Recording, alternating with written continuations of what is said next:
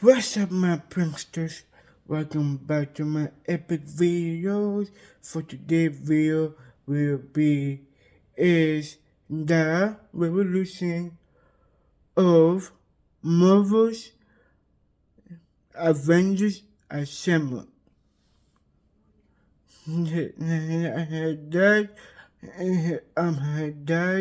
will be there will be today video going to be. I will see you guys at the end of this video. Now let's get your video started. Tony Stark was just your run-of-the-mill genius billionaire playboy weapons dealer until he was attacked and captured by terrorists. Then, with the help of his cellmate, he turned a pile of scraps into an iron opportunity. This is Iron Man's evolution, animated. To stop shrapnel from entering his heart, Tony equips himself with a mini arc reactor that also powers his suit. His first suit, the bulky Mark I, is mostly bulletproof and features both a flamethrower and missile launcher to defend against his captors, plus jet boots capable of flight to aid in his escape. Once free, Tony vows to never sell weapons again and creates the Titanium Steel Mark II. This suit features the Jarvis AI system. I'm online, sir. Added repulsors and Unibeam, a heads-up display, and enhanced flight abilities. Although it ices up at high altitudes, but this is fixed by adding gold alloy to the Mark III suit composition, in addition to red coloring, shoulder-mounted guns, kinetic micro-missiles, and additional flares. With this update, Stark faces his former business partner turned Ironmonger. In Iron Man 2, the brighter, more streamlined Mark IV, which adds the ability to filter pee, is worn briefly, as well as the Mark V, which transforms from a suitcase into a thin-plated red and silver armor that only has his basic weaponry and is less durable. Due to his various arc reactors apparently poisoning him, Tony, supplied with a blueprint from his deceased father, creates a new element to power his arc reactors. His next suit, the Mark VI, features silver accents and a triangular unibeam, is immune and even charged by electricity, is water-resistant, features additional grenade launchers, and has a single-use laser. In this suit, he combats the dastardly Whiplash. In the Avengers, Tony uses metallic bracelets to deploy the pod-shaped Mark VII, which can assemble over Tony in mid-air. It's much bulkier and is the first suit with its own integrated arc reactor, as well as thrusters on the back to free his hands during flight, multiple-use lasers, and much more firepower to defend against unwanted aliens. It's also apparently capable of briefly flying into a wormhole to nuke an alien mothership. In Iron Man 3, in an attempt to manage his PTSD, Tony builds many Jarvis-controlled suits referred to as the Iron Legion, including the Mark 8 with added Kevlar for protection against missiles, the more refined Mark 9 with an additional jetpack, the Mark 10 which has added flight stabilizers for extra speed, the Mark 11 built as a prototype stealth suit with a more detailed helmet, the dark and gold-plated Mark 12 with durable exoskeleton, the streamlined Mark 13 featuring a powerful rectangular arc reactor, the Mark 14 which is more lightweight for added speed, the stealth suit Mark 15 that slightly camouflages itself with plates that can switch from light to dark, the Mark 16 with significant upgrades to the camouflaging system, the bulkier Mark 17 with an oversized chest to fit a powerful unibeam, the just as chest-heavy Mark 18 which also incorporates the camouflaging system, the uniquely colored Mark 19 built for agility and speed, the black and gold Mark 20 capable of long-distance travel, the fully gold Mark 21 built for high-altitude flights, the darker Mark 22 with snazzy red flames, possibly intended as a war machine armor for Tony's friend Rhodey, the smooth camo-armored Mark 23 capable of withstanding extreme heat, the bulky brown and gold Mark 24 built to endure heavy firepower, the Mark 25 which boasts powerful jackhammer arms, the green accented Mark 26 which retains the jackhammers and is able to resist powerful elements including gamma radiation, the blue and orange Mark 27, the only armor able to completely camouflage into its surroundings, the heavy orange and black Mark 28 which, like Mark 26, is built to withstand radiation, the durable gray Mark 29 which features a singular jackhammer arm, the sleek silver and blue Mark 30 and the updated deep red Mark 33, which both contain retractable vibranium blades and are able to transfer energy to certain ports for extra power, the lightweight teal Mark 31 able to reach high velocity speeds, the dark silver Mark 32 which has an enlarged unibeam but was built to be more agile, the silver-plated Mark 34 which incorporates a left-handed claw arm, the beefy red Mark 35 that can attach not one but two claw arms, the similarly plated orange and silver Mark 36 made for peacekeeping and crowd control, the light green Mark 37 built for deep underwater travel and the only armor to be stocked with torpedoes, the massive blue Mark 38 capable of lifting enormous amounts of weight, the white and black Mark 39 built for space travel, the gray and light blue Mark 40 which can reach speeds exceeding Mach 5, and the thinly plated Mark 41 which can disassemble and reassemble mid-flight. In the same film, after inserting microchips into his arms, Tony is able to don the primarily gold and lightweight Mark 42 piece by piece. This armor carries over many skills and attributes from the Iron Legion and can be piloted remotely by Tony with an AR display headset. This time around, Tony battles a vengeful former nerd with help from his many armors. Following the battle, to prove his affection to his girlfriend, Pepper Potts, he destroys all of his iron suits and then finally gets surgery to remove the shrapnel from his chest, eliminating the need for his own arc reactor. Age of Ultron features the traditionally colored Mark 43, which is infrared to see through walls and incorporates a sentry mode to assist Tony when he's not wearing it. It can also attach to the humongous Hulkbuster armor, complete with a sedative gas sprayer and hydraulic puncher, to subdue a raging Hulk. Tony also makes use of a group of new white and blue Iron Legion drones. Finally, the predominantly red and smooth-plated Mark 45 is worn. This suit is marked with a hexagonal chest piece, and since Jarvis became part of a humanoid super being, hello, Tony. this suit is instead run by the Irish Friday OS. I'm online, boss. In the Mark 45, Tony helps defeat evil sentient robots, which he accidentally created. In Captain America Civil War, the Mark 46 is introduced and features various accent lights, a trapezoidal chest piece, and the first fully retractable helmet. In this film, Tony pushes for government regulations on the Avengers, but Captain America challenges the proposal, resulting in an Iron Cap clash. While the Mark 46 is able to analyze fighting patterns, Tony ultimately loses, and the Avengers go their separate ways. Then he changes his name to Tony Stank. In Spider-Man Homecoming, Tony uses the more silver Mark 47, armed with launchable grappling chains and remote Wi-Fi control, to keep tabs on Peter Parker from a distance. In Infinity War, Tony lends the Hulkless Bruce Banner the Mark 48, a more streamlined Hulkbuster suit, while Tony is outfitted with a new heart-shaped arc reactor capable of deploying his sleek nanotech Mark 50. This suit can form extra wings and weapons, as well as cannons, shields, and thrusters, helping him reach over Mach 10 and is perfectly sealed for traveling in space. It can shoot off some of its nanotech and produce a suture spray to help heal wounds, although all of this still isn't enough to prevent Thanos from snapping away half of the universe. And in-game, Tony is starving and floating through space, but he's brought back to Earth and then raises a family. He gifts his wife the blue and gold Mark 49 rescue armor, featuring a displacer pack that can emit energy blasts. Meanwhile, Tony helps figure out time travel, and sports a gray and red Quantum Realm suit as he goes back in time to help gather magical time stones, and says a quick hello to his father. His latest iron suit, the Mark 85, features OG gold-colored thighs and shoulders, with added power to generate force fields and redirect lightning blasts. This suit's gauntlets are capable of holding the Infinity Stones that he uses to snap Thanos out of existence, causing Tony to sacrifice his life for humanity's survival. Life functions critical. And ultimately bookending the Iron Man MCU story. Well, until they dig him up for some prequel-sequel sidequel movies. America seems to change his look with every new line of toys, but just how has Steve Rogers evolved on screen through the decades? Let's go through his live-action evolution and find out. In the 1944 serial, District Attorney Grant Gardner secretly fights crime while sporting a tight suit, rubber gloves, and a cowl with a giant A, turning him into Captain America. Instead of a shield, this cap uses a gun to thwart a plethora of hired goons, leading to an evil museum curator.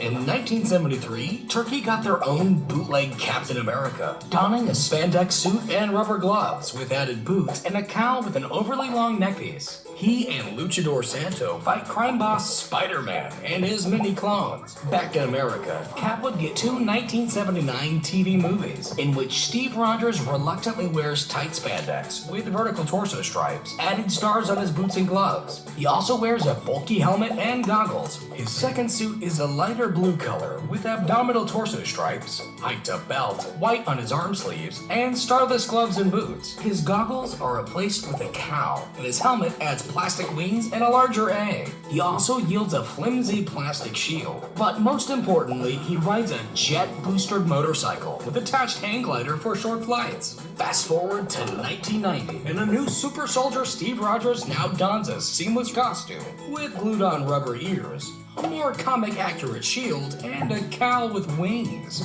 He faces off against Red Skull, but gets frozen in ice and thaws out 50 years later. Then, with the President of the United States, he finally defeats the now non-red Red Skull. 2011's MCU Captain America would first appear as a brave but weak Steve Rogers, who is given a super serum that makes him tall and muscular. First wearing a cloth costume with short shorts, a heater shield, and a winged cowl for wartime entertainment, he later changes into a combat outfit with an added helmet to fight in World War II. After proving himself in battle, he's given a carbon polymer suit with less saturated coloring, gray accents, leather gloves, utility pouches, and a new vibranium shield, while his cowl is wingless and has an added chin strap. Ready for action, he faces off against Hydra leader Red Skull, accidentally sending him into a wormhole, and flies a ship carrying explosives into the Arctic, freezing himself and missing out on a date. 70 years later, he's recovered and recruited to the Avengers. His new Nomex and Kevlar suit is more streamlined, with a brighter color scheme, silver accents, and padded boots and gloves. All suited up, he helps lead his fellow Avengers in a battle against reptilian aliens. In The Winter Soldier, he wears a darker stealth suit with horizontal chest stripes, muted red accents, and fingerless gloves. His shield also gets a stealth upgrade. Later, he wears a near replica of his original combat suit, but with an updated, brighter color scheme. He faces off against a mysterious Hydra assassin, who happens to be his brainwashed former friend. In Age of Ultron, his suit resembles his stealth suit, without the chest stripes. Additional red and white details, his boots and gloves get an update, and his pants seams are altered. Oh, and his new gauntlets can now retrieve his vibranium shield. With his new look, he helps his fellow heroes defeat intelligent robots, and then gets ready to train a new batch of Avengers. In Civil War, the suit has more blue. The seam pattern on the torso and pants is altered again. His gloves are smaller, and he's got a fancy new belt and darker boots. After a political disagreement within the Avengers, he takes off his shoulder logos and clashes with Tony Stark, breaking up the Avengers and becoming a fugitive. But in Infinity War, Cap is back. This time with a rugged beard and a torn and dirty suit with additional red stripe down his pants, and his sleeves rolled up. His belt buckle and shoulder straps are reshaped, his chest star is removed, and he's wearing longer gloves. He's also sporting not one, but two Wakandan vibranium shields. He comes out of hiding to help stop Thanos from snapping away half the universe, but ultimately Thanos proves victorious. In Endgame, Cap sports a Civil War-looking suit with scaling, a Green Army uniform, and a black, red, and gray Quantum Realm suit with occasional helmet. So, is he successful in defeating Thanos? Alright, time for the spoiler-filled scene in 3, 2, 1. You've been warned. After Thanos' snap is reversed, Cap volunteers to return the Infinity Stones to their rightful time periods. With that job done, Cap decides to stick around in the past and get that date he missed out on 70 years ago. Having lived, Banner was just your everyday super genius scientist. Then, he was exposed to gamma radiation, and now in anger, he becomes the lovable monstrous Green Hulk. This is his live-action evolution, animated.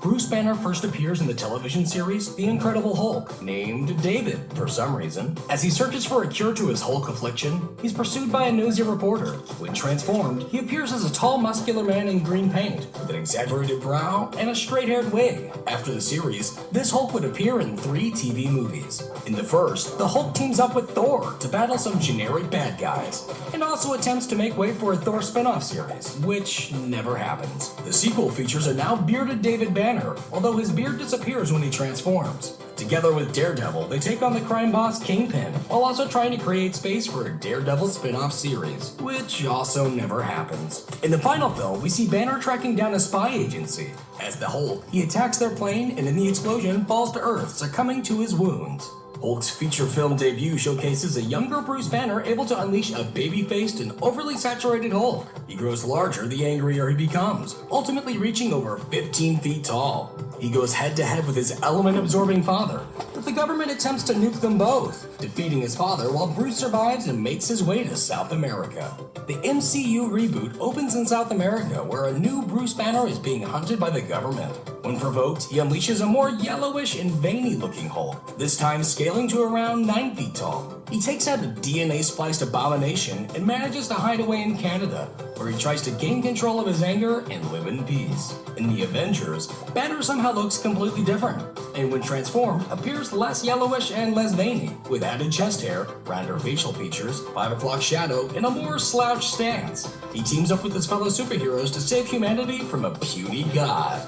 Iron Man 3 features a sleepy Bruce Banner lending an ear to Tony Stark before coming back in full force for the Avengers Age of Ultron. The Hulk now wears stretchy purple pants and has more exaggerated facial features. As he's put under mind control, he attacks random civilians, only to be stopped by Tony Stark's Hulkbuster suit. He then helps take out super intelligent robots and promptly flies a ship into space, despite his girlfriend's pleas to stay. In Thor Ragnarok, the Hulk is now living on the junk planet of Sakaar, sporting a new haircut, an upright stance, and more human facial features. He dons shiny gladiator armor to fight Thor, then agrees to help save the Asgardians from Thor's sister and her pet wolf. They then head back to Earth on their ship. Avengers Infinity War begins with Thanos boarding their ship mid-voyage and facing the Hulk in battle. Hulk loses the fight, and for the rest of the film, Bruce Banner is no longer able to bring out his large green counterpart, opting to wear Tony Stark's Hulkbuster suit to keep up in battle. So how will the Hulk appear in the next Avengers? Maybe a mohawk and leather jacket? Or maybe She-Hulk will take his place. That is, if she hasn't been snapped away by Thanos. Thank you for liking. Thor is one of the OG Avengers, but just how was the hammer-wielding god evolved on film? Let's find out now. Animated. In The Incredible Hulk Returns, Donald Blake uses Mjolnir to summon Thor. He sports a Viking-inspired outfit with added fur, small gauntlets, embossed wings on his armor, and an egg-shaped helmet. He teams up with the Incredible Hulk to beat up a bunch of bad guys, setting up a Thor TV series that, never got made. In his MCU debut, Thor wears plated boots, has a single thigh bracer, torso armor with added circular discs, and his arms are fitted with chainmail sleeves and large gauntlets. He has a flowing red cape and unnaturally blonde brows. Plus, he occasionally wears a ceremonial winged helmet. His father forces Thor to prove his worthiness, banishing him to Earth, where he meets his future girlfriend, Jane Foster. Then, alongside his BFFs, he takes on a giant robot controlled by his brother Loki, earning Thor his powers back. He then heads out to thwart his brother's diabolical plan. In the Avengers, his outfit is bluer with brighter armor, a red stripe down his sides, no thigh bracer, and slimmer gauntlets. He also has longer hair, naturally colored eyebrows, and a more stubbly beard. This film introduces his occasionally sleeveless arms, here paired with a less armored and capeless look. Thor, together with his fellow superheroes, helps take down reptilian aliens and his own slippery brother. Thor: The Dark World features a much darker suit with gold accents, chainmail on his thighs, simplified gauntlets, a protective flap, taller boots, and his hair is even longer. He also occasionally wears a dark cloak. In this film, he portals a wannabe world-destroying elf to his demise. In Age of Ultron, his only wardrobe change is his gold accents turn silver. This time, he helps defeat evil sentient robots, and he also takes a quick bath, giving him a magical Infinity Stone-filled dream. In Thor Ragnarok, Thor's suit is leathery, lacking most of his armor, and his cape is more weathered. After his father passes, his wicked sister unleashes herself, destroying his hammer and sending him to the junk planet of Sakaar, where he's given a much-needed haircut and enhances his look with various scavenged parts, weaponry, and a fancy helmet to battle against the Hulk, only to later team up to protect Asgardians from a monstrous wolf and Thor's awful sister. While Thor loses his eye in the fight, he gains the Asgardian crown and quickly covers his wound with an eye patch. Then he, the Hulk, and the people of Asgard take off on a passenger ship. In Infinity War, Thor sports an all-black suit with no cape and scratched circular discs. This film starts with Thanos slaying his brother and destroying his ship, leaving Thor floating through space. But he's found by the Guardians of the Galaxy. The considerate Rabbit member kindly gives him a brown iris eye. Later on, he adds a black-lined cape and darker chainmail to his look. He also uses his newly forged Stormbreaker axe to nearly defeat the Mad Titan, but he should have gone for the head. Endgame starts with Thor doing just that. And 5 years later, he's let himself go and reluctantly rejoins the Avengers, suiting up in a gray quantum realm suit to go back in time to help collect Infinity Stones and say hello to his deceased mother. Plus, he grabs his old hammer. Afterwards, he suits up in a refitted Infinity War outfit with braided hair and a man bun to help defeat a second timeline Thanos. He then hands off his kingship to his pal Valkyrie, allowing him to join the Guardians of the Galaxy for epic adventures. 1 part radioactive spider bite and 1 part departed Uncle Ben is the perfect recipe for any Spider-Man. But just how much has he changed throughout his live-action films? Climb on and let's untangle this together. Peter Parker first appears in 1977's TV series The Amazing Spider-Man and its film trilogy counterpart. He dons an ill-fitting red and blue suit with circular mirrored eye holes and an emblem that resembles an ant. He also wears a metal belt and bracelet, which shoots his webbing. While the series ran in the States, the Japanese film and TV series had its own web slinger. This time, a motorcyclist named Takia Yamashiro. After encountering an alien from the planet Spider, he receives a bracelet that injects him with his spider powers, along with spider weaknesses. It also holds his suit, which is similar to the American version, but with thinner, bright, wide eyes. The bracelet shoots out a rope and net instead of webs and can summon a flying spider car, as well as a spacecraft that can turn into a giant flying robot. Flash forward back to America in 2002. A nerdy Peter Parker appears in Spider-Man, and in this trilogy only, he produces organic shooting webs. He first wears a bulky sweater and balaclava to wrestle, and eventually upgrades to a form-fitting suit with raised gray webbing and triangle-shaped eyes. Even though this spider suit would become damaged, it would return in Spider-Man 2, this time with a slightly larger and differently shaped spider emblem. The suit takes yet another beating, but would reappear again in Spider-Man 3, this time enhanced by a black symbiote from space. It darkens the suit, modifies the emblem, and makes Spider-Man a bit irritable. Eventually, he tires of the symbiote and takes it off, but it quickly finds another host. While there was more sequels planned for the series, instead it was rebooted in 2012 with The Amazing Spider-Man. This time, Peter Parker is taller and more lean. He wears a red mask, sunglasses to fight blonde criminals, then upgrades to a thick and predominantly blue textured suit with a longer emblem and smaller yellow lenses. In the sequel, the suit drops the texture, adds more red, and the eyes are brighter and more enlarged. Despite setting the scene for the story to continue, this series would be scrapped in favor of putting Spider-Man in the Marvel Cinematic Universe. Initially appearing as a small child in Iron Man 2, Spider-Man's official reappearance many years later depicts a younger Peter Parker gifted an AI advanced suit by Tony Stark. This advanced suit has animated eyes, a retractable wingsuit, a hidden parachute, a flying drone emblem, and special webbing abilities. When it's taken back by Tony Stark, Parker instead wears a sleeveless hoodie and goggles to face off against the Vulture. In Avengers Infinity War, Spider-Man upgrades to the self-assembling red, gold, and blue iron spider armor. It has enhanced durability, helps Parker breathe in space, and has 4 extra spider legs, all of which will surely help him battle Thanos. I'm sure he'll be fine. Hey, true believers. No. That you finally reached to the end of this video. Like, subscribe, turn on notifications if you want more videos just like this one. And Christopher out.